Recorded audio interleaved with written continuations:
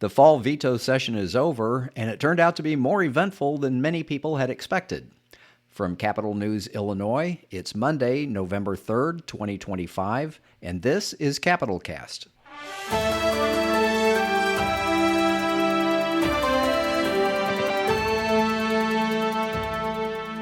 Hello and welcome to another edition of Capital Cast. I'm Peter Hancock, and I'm here today with the State House crew, Ben Selinsky, Brendan Moore, and CNI editor Jerry Nowicki.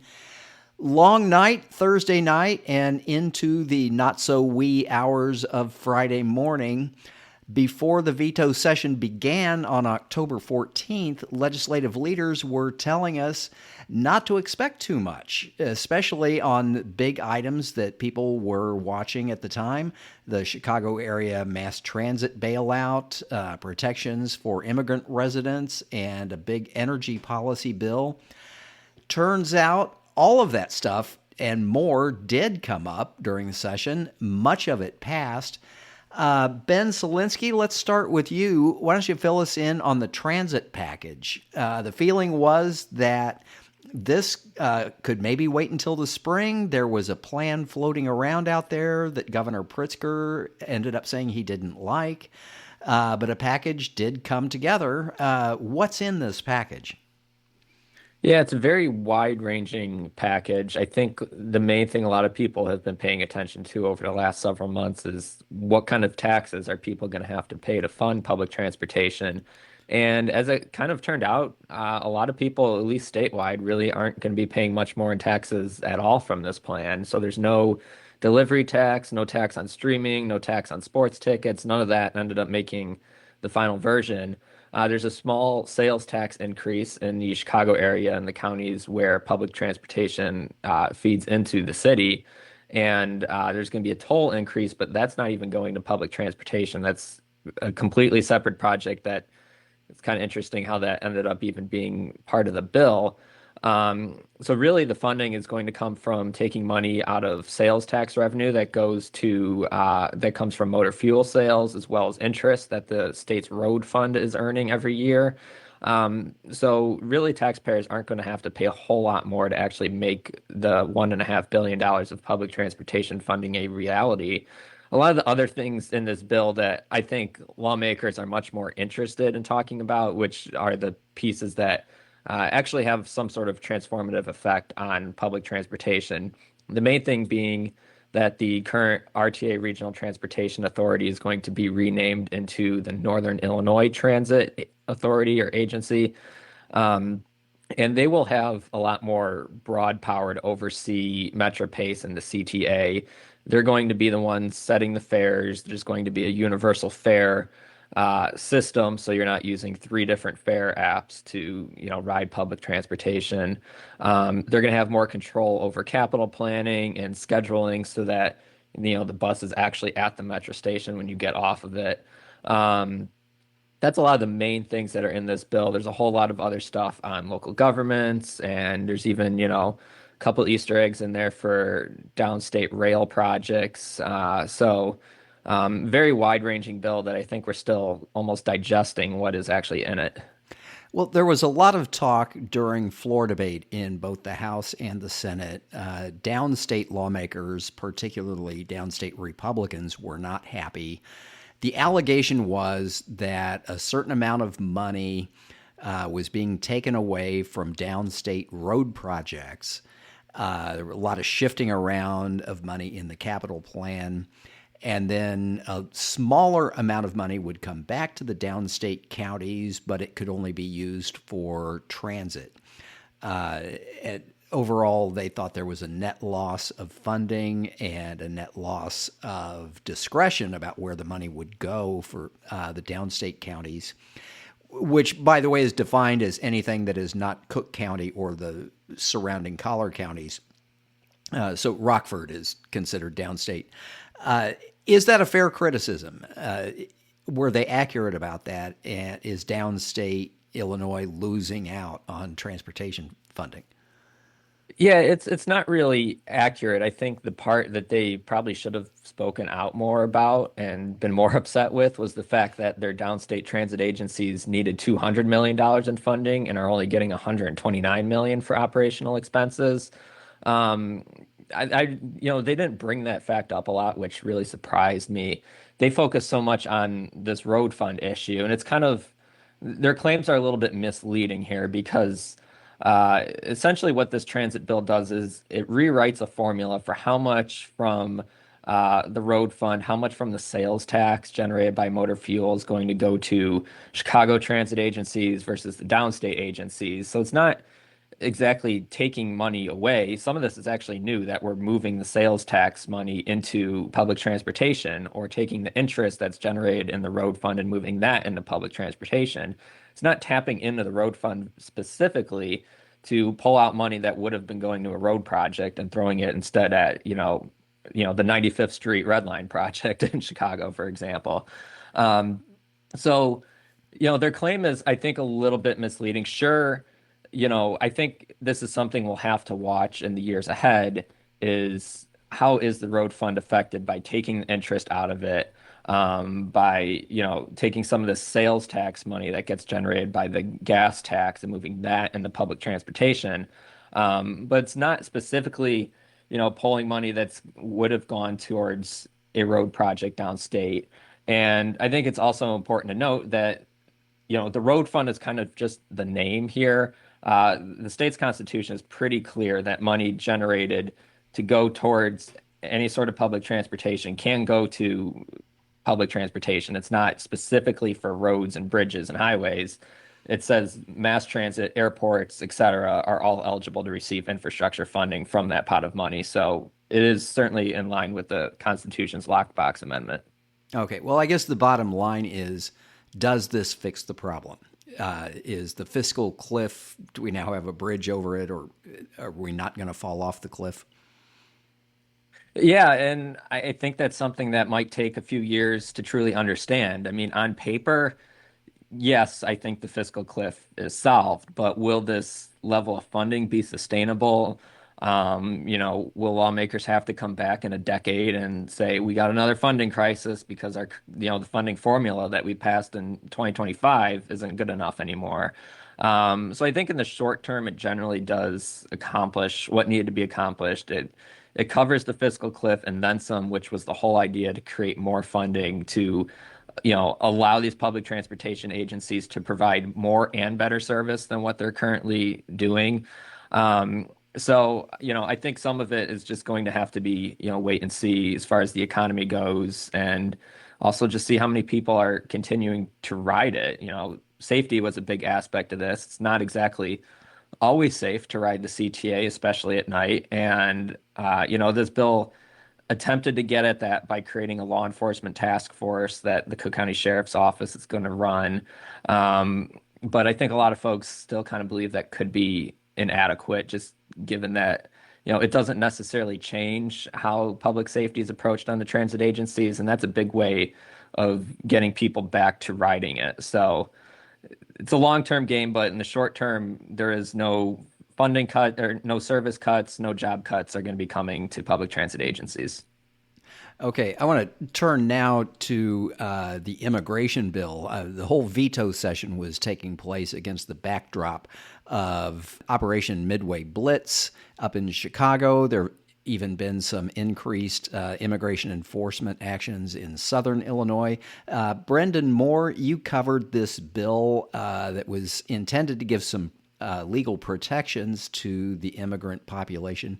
Tell us a little bit about what's in this bill. Yeah, there had been a real yearning among state legislative Democrats to do something, something more than just, platitudes or words on paper to respond to the immigration raids that are happening mostly in Chicago, but as you mentioned, Peter, also happening downstate in some places.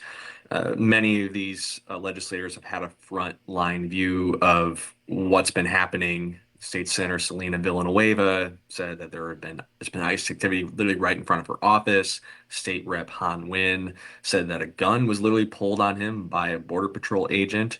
So there was a palpable anger among legislators down in the Capitol, and they took legislative action this last week to respond. Two of the top line items. So the first is a ban on civil immigration arrests in state and county courthouses, and also within 1,000 feet outside of those facilities. So on sidewalks, parking lots, uh, basically creating a safe zone so people can go to court without having to worry about ICE picking them up. We saw, I mean, that was always kind of the understanding in the past. It wasn't written into law, but it was kind of understood. You're going to court, you're doing the right thing, that, you're not going to be asked your immigration status going into court.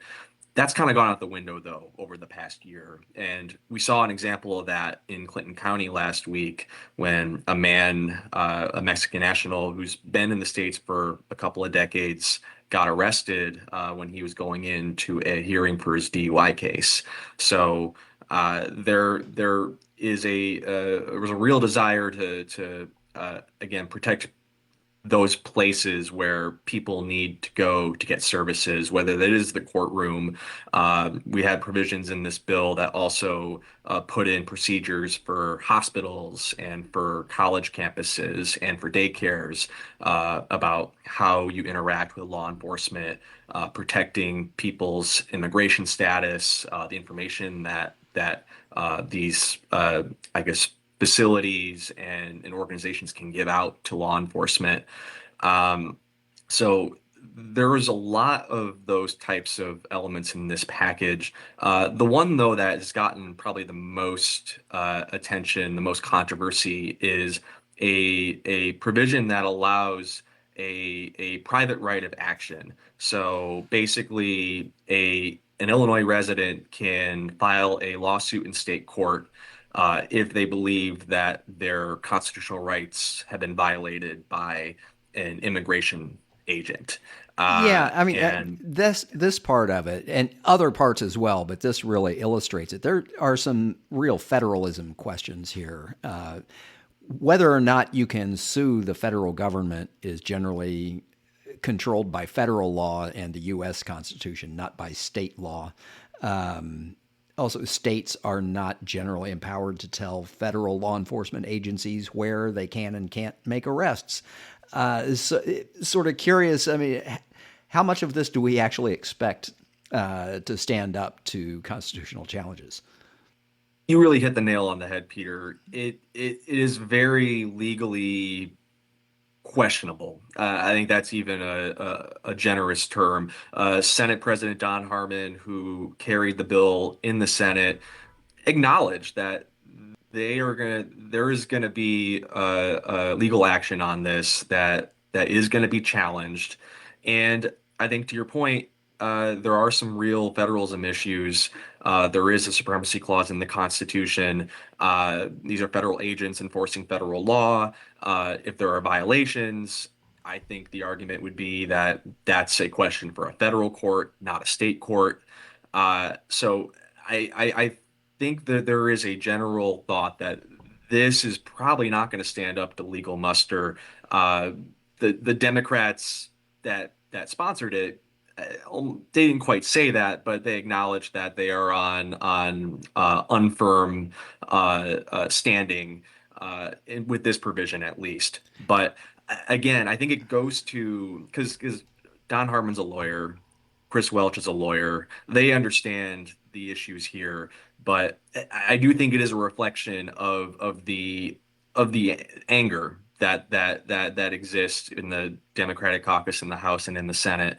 That they had to do something that it might not stand up in court, but they believe it's the right thing to do, the right thing to defend their communities, to defend people's civil rights, and so they kind of just said, you know what, we're gonna throw it at the wall, see if it sticks, and we'll go from there. And again, not that I want to overstate the significance of this package. It really is kind of a small package of items they put together because the state is very limited in what it can do to respond to ICE, to border patrol, because you have those supremacy clause, those federalism questions that you really just can't get around. The state is not powerless, but there's very little it can do in this case. So they did what they thought they could do, within, I guess, the bounds of what the state is allowed to do. Except on that one question about the right to action, I think that one, that's going to be very hard to enforce. It's going to be very hard. It's hard to see it standing up to a legal challenge that we all know is coming.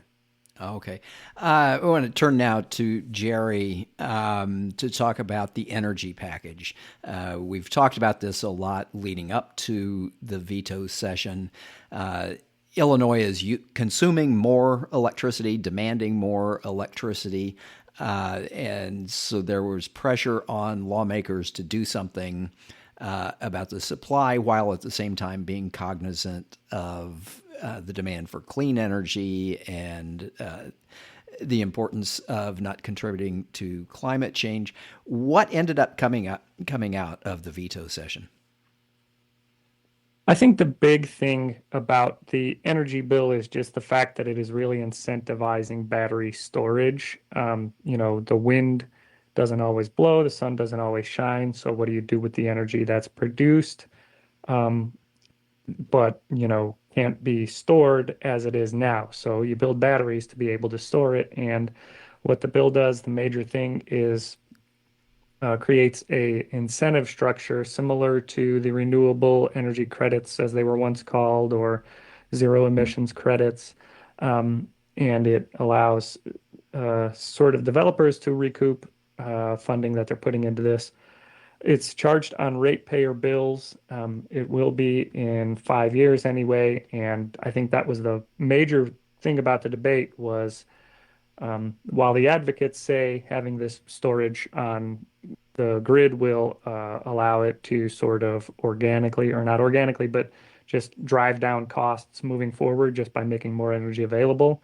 The critics say, well, you're guaranteeing that it will add this cost to bills. Consumers don't want another cost added to their bill, especially large energy consumers. So that's the main debate about costs, as it were. So how much are we talking here? Is $5 a month added on to our electricity bill?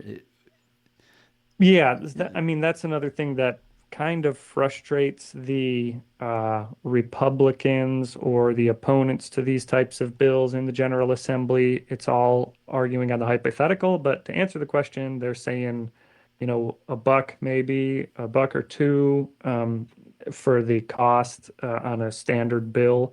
But I think the sponsor said it'd be about 2030 before that kicks in. So like I was saying, the advocates, on the other hand, say, well, just by having all this energy added to the grid, by having it'll drive capacity costs down, and that's by these federal grid operating systems bid out capacity each year, and by having more energy on the grid, you're driving it downward. So, the savings are hypothetical, just saying, we get there at a certain point, but the charges to the bill are sort of written into law. Okay. I did want to mention briefly two things that came up during the veto session that did not pass. One was a Tier 2 pension reform bill. Tier 2 is the pension system that lawmakers established in 2010 that was supposed to reduce costs. People hired after January 1st, 2011 went into a new kind of pension system that pays significantly lower benefits and is supposed to cost the state less. But there's concern that that the reduced benefits were reduced a little too much, and it may be out of compliance with federal law, which could end up costing the state billions upon billions of dollars in the future. So there is an attempt to reform the Tier 2 system to beef up the benefits paid under that. The governor said flat out that bill still needs a lot of work before he's ready to take a look at it. So that's something that will be coming up again in 2026. The bill did get out of a committee, but only with the understanding that negotiations were going to continue. The other issue was homeowners insurance reform. This was something that the governor called for very directly earlier this summer after State Farm Insurance raised its premiums for homeowners insurance by more than 20% in one fell swoop. At one point, the governor, along with House Speaker Emanuel Chris Welch and Senate President Don Harmon, all co-signed an op-ed piece that was published in the Chicago Tribune calling for the insurance department to have the authority to basically regulate premiums charged by insurance companies. That also did not get through. It made it through the Senate, but failed on a vote on the floor of the House. Senator Michael Hastings, who was the bill's chief sponsor, says he will continue pushing for it next year. So those are two issues that we're going to be hearing more about in 2026. But I'm curious about the extent to which a lot of what they did during the veto session was just teeing things up for the 2026 session. And thought we'd just kind of go around the horn here. Ben, what did you see during the veto session, or what didn't you see during the veto session that you think is going to be coming up in 2026? Yeah, I think budget issues, we were never really expecting them to be addressed, but that's really what I think we'll be watching for most in 2026.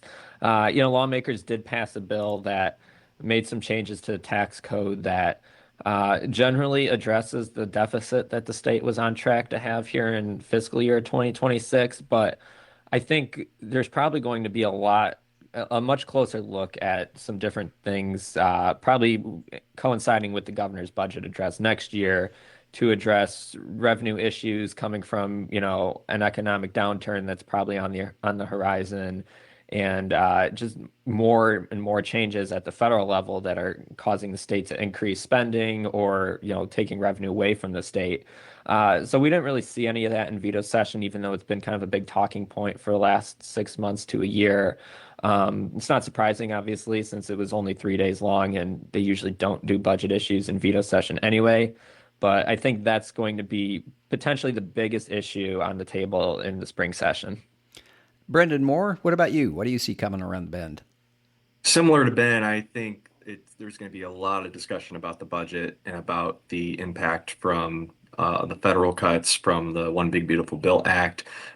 We didn't see necessarily a lot of them for this fiscal year, but in the coming fiscal years, it's going to be a bigger and bigger impact, especially as we see cuts to, say, Medicaid, for instance, and perhaps to SNAP and to other programs. And so lawmakers are going to be grappling with that, along with if there is an economic downturn, lower tax receipts. And obviously, it's an election year. So that's going to make those conversations even more difficult as they try to put together a budget. One other thing I will mention, for all the hoopla, redistricting did not come up during the veto session. It appears that the congressional lines will remain the same. We'll have a March primary under those lines, but the governor and House Minority Leader Hakeem Jeffries did not rule out a remap next year. So we'll have to see what happens in other states and perhaps what happens at the Supreme Court, which may rule on the Voting Rights Act, which could have an impact and perhaps could spur lawmakers to redraw the map next year. Probably won't, but it could happen. And Jerry, what do you see?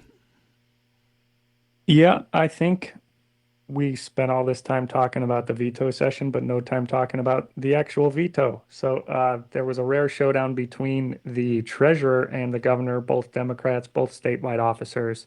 Uh, Treasurer Frericks had sort of spearheaded a bill that would allow his office to create an investment pool for nonprofits, but the governor vetoed it, worrying that, some of the seedier nonprofits could take advantage, some of them that some may classify as hate groups.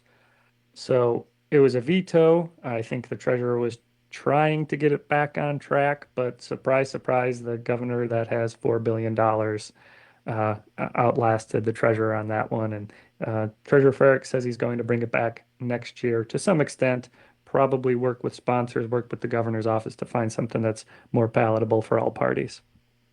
Okay, well, that's all the time we have for this edition of Capital Cast. Capital Cast is a production of Capital News Illinois, a public affairs reporting project of the Illinois Press Foundation with funding from the Robert R. McCormick Foundation. Until next time, on behalf of the entire Capital News Illinois team, this is Peter Hancock saying thank you for listening.